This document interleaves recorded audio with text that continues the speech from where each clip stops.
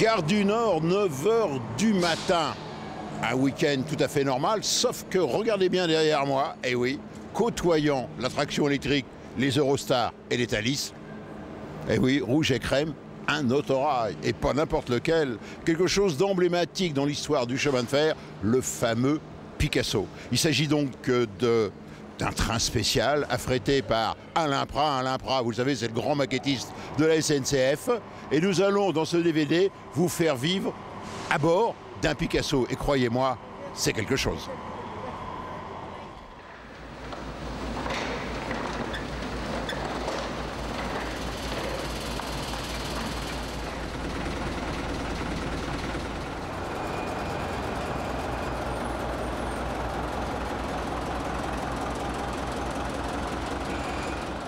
« 7 h du matin, dépôt de la Chapelle. Le calme d'un dimanche matin. En fait, seule activité, le pont transbordeur qui va sortir le Picasso de sa torpeur.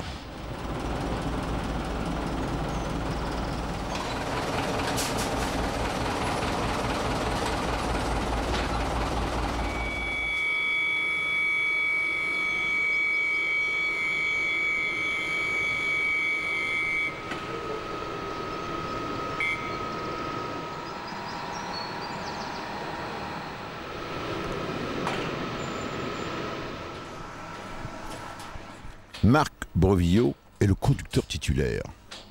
En fait, aujourd'hui il ne travaille pas. C'est un bénévole.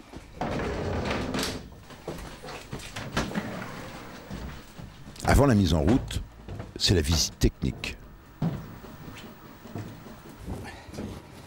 Alors maintenant, les différents niveaux d'huile, le compresseur déjà, qui fournit l'air comprimé.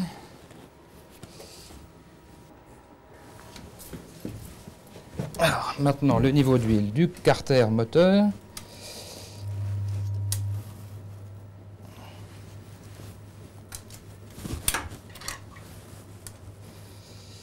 Tout va bien. Tout va bien. Il est entre une Mini et le Maxi. Tout va bien.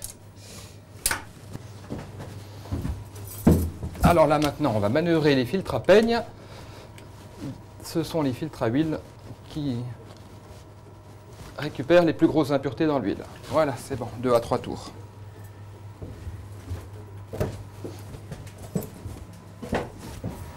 Alors, pour terminer, le contrôle de niveau d'huile de la pompe à injection qui est dans le V du moteur. Toujours pareil, une petite jauge. Ah, c'est tout bon. Je contrôle à nouveau. Allez, c'est bon. C'est une visite qu'on doit faire avant départ à chaque fois. Déjà, on a préparé la veille, on a fait tous les contrôles voulus la veille, mais tous les matins, on fait quand même la visite avant le départ. Oui, oui. Vérifier que tout soit prêt, tout soit en ordre.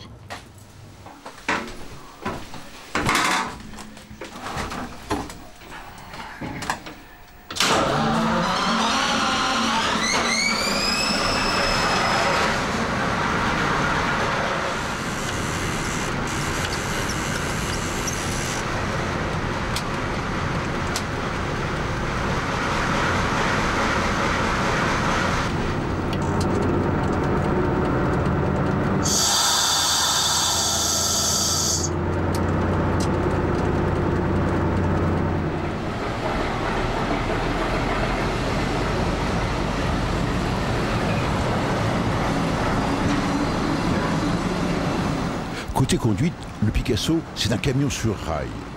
Petite leçon de conduite par Marc. C'est un engin qu'on conduit, on le sent, on l'écoute, on sent les vibrations, on a le compte-tour. Quand on a l'habitude, on n'est pas obligé de débrayer entre les rapports, on arrive à les passer au compte-tour comme avec les vieilles voitures. Sur la partie basse, ici, vous voyez les principaux organes.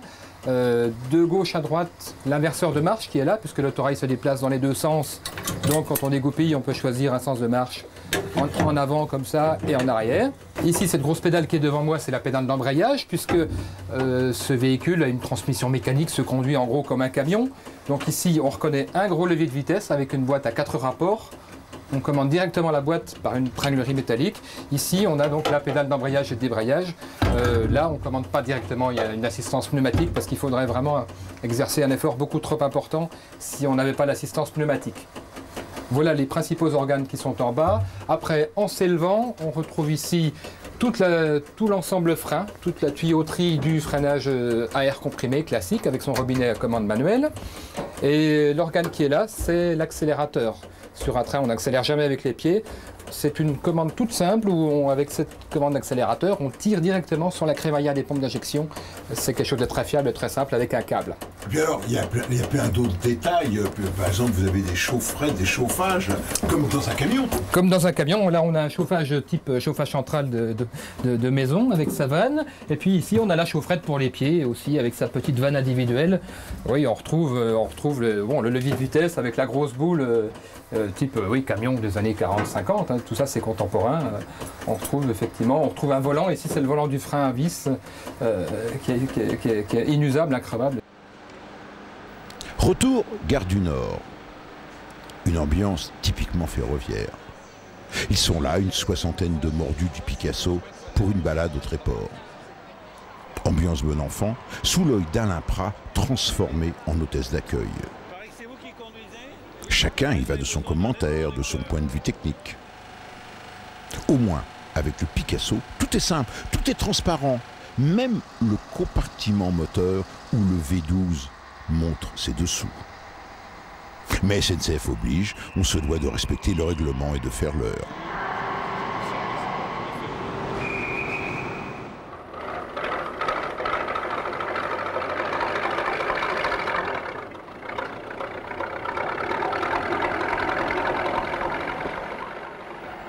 Et c'est le bruit caractéristique, inoubliable, le ronflement grave du V12. On en redemande.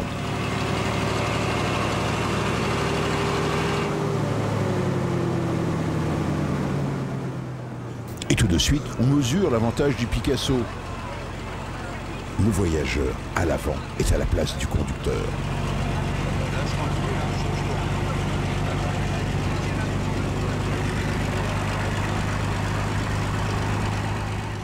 Sorti de la gare du Nord, comme jamais vous ne l'aviez vu.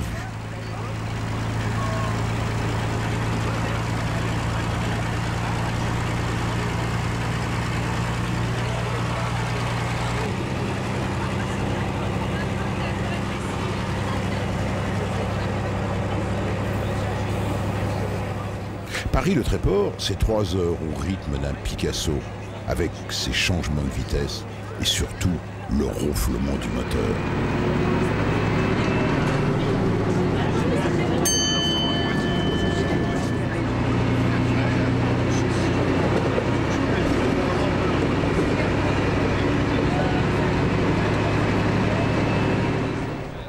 C'est l'occasion de faire connaissance, de faire des connaissances, comme celle inoubliable de Georges Palais, à qui on doit la rame du record du monde du TGV.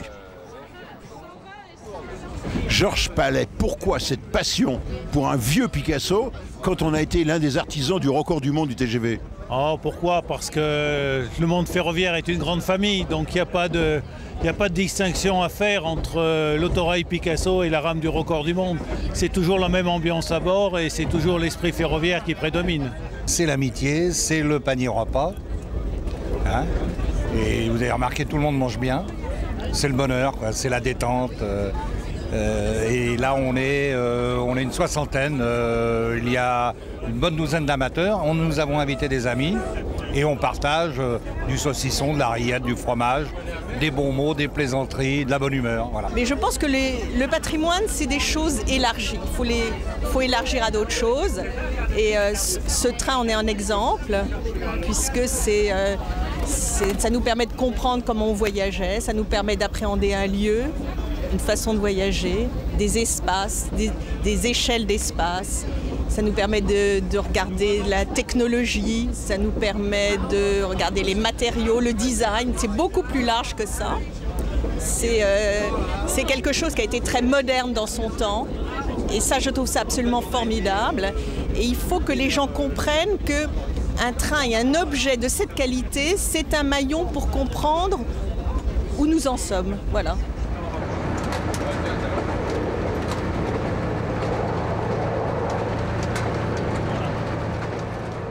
Et chacun, durant le voyage, y va de son passage en poste de conduite.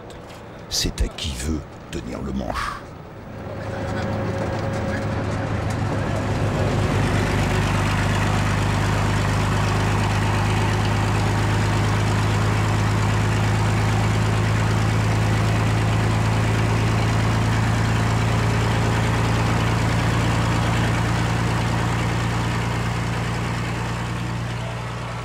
C'est bien connu, les voyages ouvrent l'appétit. Et à bord, tout est prévu.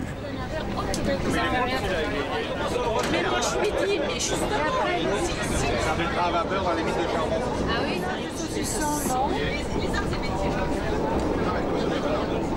On va retirer la peau de manière manuelle.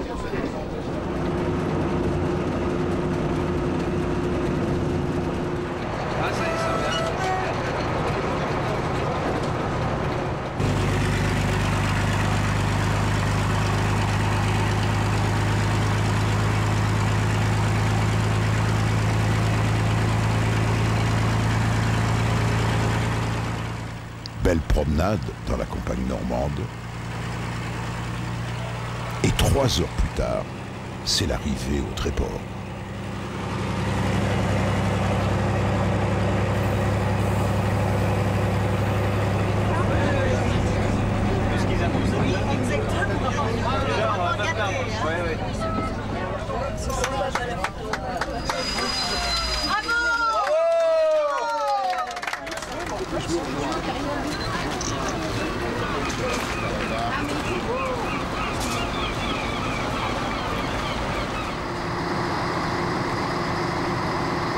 Petit tour du propriétaire, on profite d'une halte au Tréport. Vous entendez d'ailleurs le bruit des mouettes.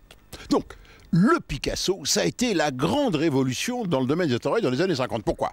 Parce qu'en 1950, lorsque la SNCF, qui se remettait de ses dégâts dus à la guerre, a fait le tour, l'inventaire, le tour du propriétaire, on a découvert qu'il y avait 60 types d'autorails différents.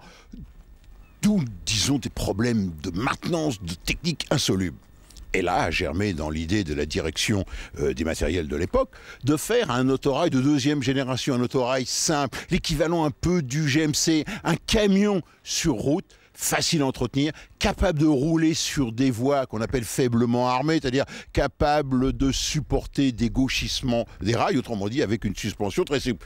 Et voilà ce que ça a donné. Ça a donné naissance à ce que l'on a appelé le Picasso. L'X3800. Pourquoi Picasso? Eh bien, vous le voyez, en raison de sa cabine de conduite surélevée, de son kiosque, comme on l'appelle, non pas dans l'axe comme les Renault Aoka, mais légèrement décentré, qui permettait donc, avec un seul poste de pilotage, de pouvoir aller facilement dans les deux sens. Alors, l'avantage du Picasso, ça a été également, regardez, le moteur à l'avant, mais un compartiment moteur qui était visible, et ce qui était, disons, la grande joie des amateurs de technique de l'époque. Un gros diesel, 300-320 chevaux, 2 fournisseurs, Renault et Sulzer, et vous voyez, tout est simple, tout est mécanique, tout est apparent. Un petit détail, l'embrayage, eh bien, c'est un embrayage de camion assisté pneumatiquement, puis si l'embrayage tombe en panne, eh bien, il y a un levier qui permet de le manipuler à la main.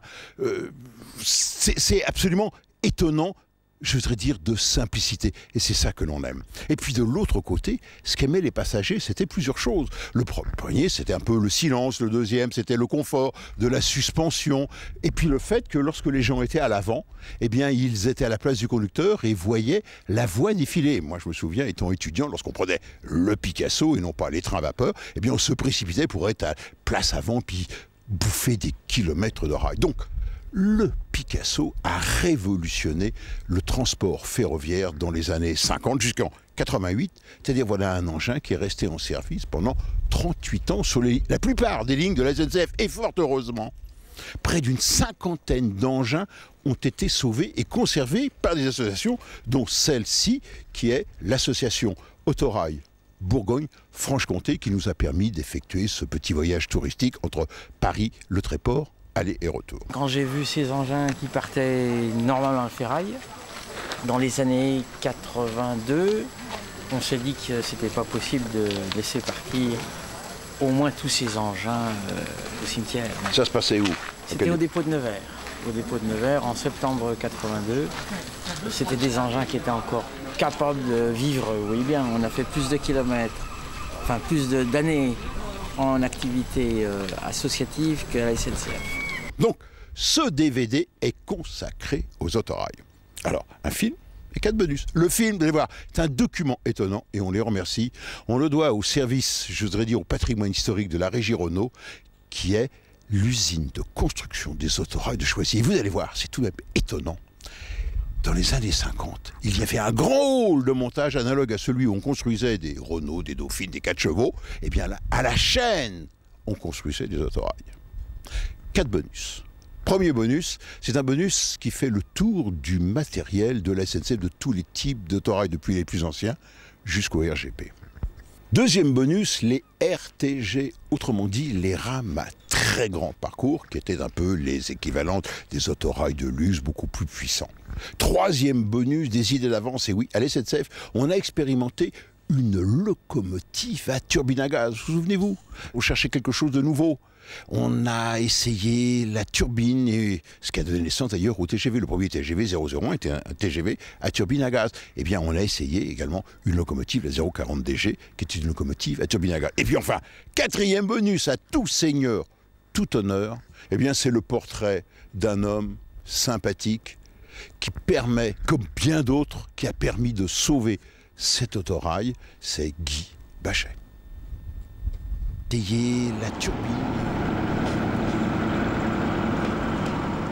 Gabriel Bachet est un cheminot, un vrai. Il a conduit tout type d'engin. Et aujourd'hui, il est dans une association étonnante. Gabi, on vous appelle Gabi. En fait, votre prénom c'est Gabriel. Pourquoi cette passion pour le Picasso? Parce qu'il y a bien d'autres engins à la SNCF. Oui, mais enfin, c'est un engin passe-partout, c'est le chemin de fer de nos campagnes, c'est la France profonde, en fin de compte. C'est vrai.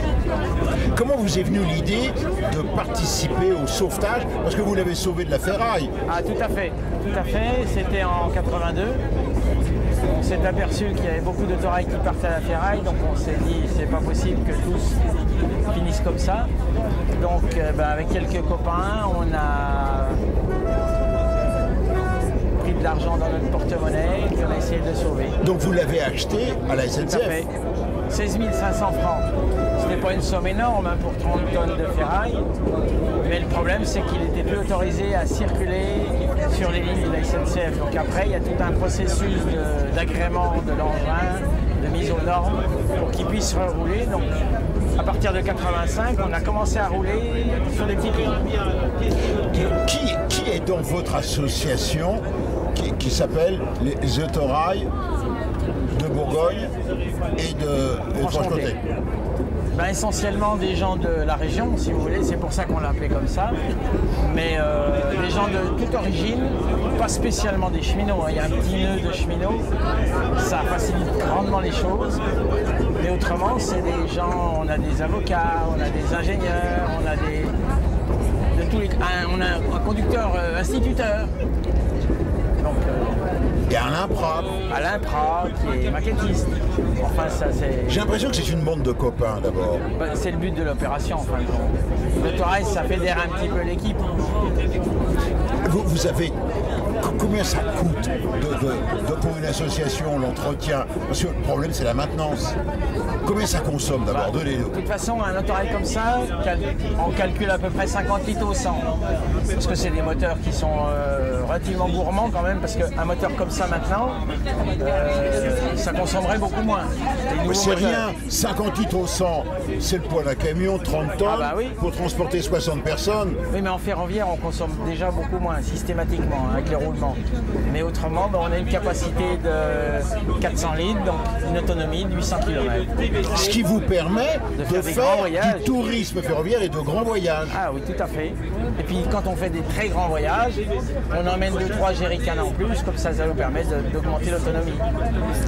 Dans votre association, vous n'allez pas en rester là, ça marche. Et fort heureusement, ça marche très bien.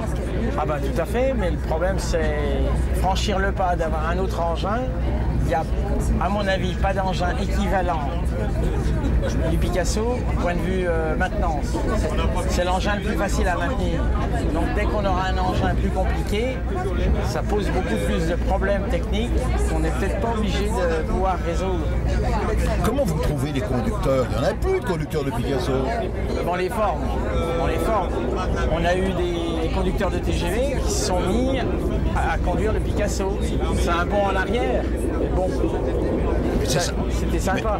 Mais c'est ça, c'est le côté sympathique de l'opération. C'est l'ambiance à bord. C'est ça qui fait venir les gens. En fait. Que faisiez-vous avant, Gaby? Quel est votre métier? À l'origine, je suis conducteur de locomotive, mais pas d'autorail, ce qui est étonnant. Mais bon, à Dijon, il n'y avait pas de dépôt autorail. C'est normal que je ne sois pas formé. Autrement, j'ai des conducteurs de locomotives électriques et diesel. Et là, vous êtes à la retraite maintenant? Ça fait 9 ans. Et votre vie maintenant, c'est l'association, c'est le saut? C'est l'association, c'est aussi, depuis que je suis en retraite, je commence à faire des bouquins sur le chemin de fer, bien entendu. Autrement, je suis comme Alain, je fais du modélisme ferroviaire, je fais de la photo, on fait des balades, on s'occupe. De toute façon, on n'a pas le temps de voir venir. C'est vraiment votre vie, le chemin de fer, vous ne le quitterez pas. Je suis né d'une famille de cheminots. Mes autres frangins sont cheminots. Comme ça. Vous êtes heureux? Ah bah tout à fait. Tout à fait. Et ce Picasso, c'est un rêve finalement, vous avez réalisé? Bon, au départ, on n'y pensait pas. De toute façon, c'est venu comme ça. En fin de compte. On s'est aperçu que l'engin méritait qu'on le mette de côté, qu'on le préserve, qu'on s'en occupe. Et puis heureusement qu'on a trouvé quand même des collègues pour faire ça, parce que de toute façon, tout seul, on ne peut rien faire. Mais là, vous avez réussi parce que vous avez fait école et d'autres autorails ont été sauvés. Ah ben tout à fait, tout à fait. Il n'y en a pas beaucoup, hein, par contre. C'est très difficile à pouvoir maintenir un engin et pouvoir rouler sur le réseau SNCF. Puisque sur la France, par exemple, des autorails comme celle-ci, on n'est que 3. C'est normal, hein, c'est strict.